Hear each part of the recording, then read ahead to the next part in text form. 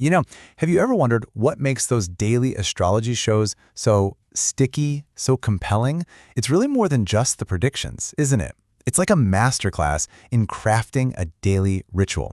So today, we're going to break down the structure and the appeal of one of these shows to really get a handle on its powerful formula. All right, let's get into it. So, here's how we're going to break it down.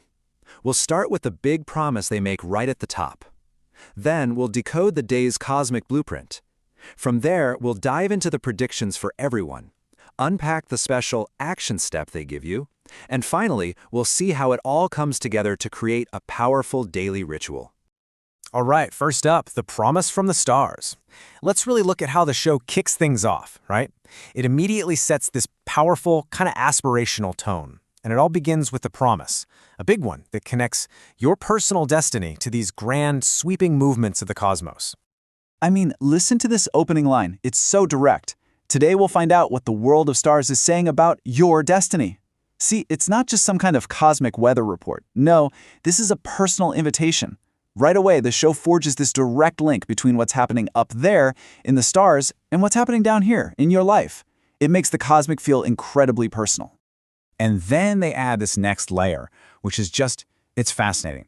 The show doesn't just say, hey, it's Sunday. No, it frames Sunday as a day for success and elevation. They use the words kamyabi or bulandi.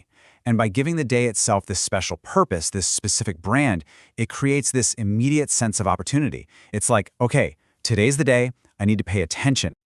Okay, so the stage is set, right? We're feeling inspired. Now the show moves on to give us the why. This is where they lay out the specific astrological details that are the foundation for everything else they're about to say. You can think of it as the technical blueprint for the day's destiny.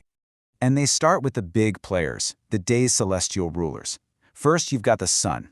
Since it's Sunday, the sun is in charge, and it represents our soul, our core self, and our respect in the world. Then, on the other side, you have the moon, which has the power to help us fulfill our dreams. So right away, you have this really powerful dual focus, building your inner strength and then actually making things happen out in the world. But they don't stop there. They add another layer of detail with something called the nakshatra. Think of it like a lunar mansion. For this particular day, it's the Shatabhisha Nakshatra. And get this, it's known as the Star of 100 Healers. I mean, how cool is that? It's just a masterstroke, really. It immediately frames the day's energy as being all about healing, about finding clarity, and solving any mental confusion you might have. So, the cosmic stage is perfectly set. And now we get to the part everyone's waiting for, a prediction for everyone, the horoscopes. But we're not just going to list them out. Instead, let's look at the pattern here. What's the function of these predictions? I mean, how on earth do they manage to speak to absolutely everyone all at the same time? And this table really breaks it down for us. Look at the 4 pillars of advice they give. Even though the predictions are for specific signs, they always cover these universal areas of life: finance, career, relationships, and well-being. So, for Aries, it might be about an old investment paying off. For Taurus, a new job opportunity. For Leo, harmony in relationships. See the pattern? It's designed so that no matter who you are or what you're going through, at least one of these messages is going to hit home. It's going to feel relevant. And you know, the way it's delivered is so important. It's always this calm, rhythmic, almost professional tone. It's never super dramatic or over the top. You get this nice blend of encouragement, a new opportunity awaits, and gentle caution, like telling Cancer to maybe watch their spending. This balance is what makes it feel so credible. It's trustworthy. Okay, so let's recap. You've got the cosmic why for the day. You've got your personal prediction, the what, but the big question is, what do you actually do with all this information? And this is where the show unveils its most powerful tool, I think, a tangible, actionable task, the Wazifa. So they offer this specific spiritual practice, which is an Islamic invocation called a Wazifa. This particular one is the Bulundi Wala Wazifa, or the Ritual for Elevation.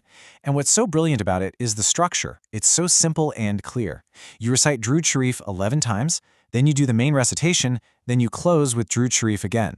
It's not just vague advice like be positive. It's a concrete, step-by-step process. It gives you something to do, which creates a real sense of control. And let's talk about this number 174. That's how many times you're supposed to recite Ya Hayyu Ya Qayyumu, which are 2 names for God in Islam, meaning the ever-living, the self-sustaining. But why 174? Why not just say about 150?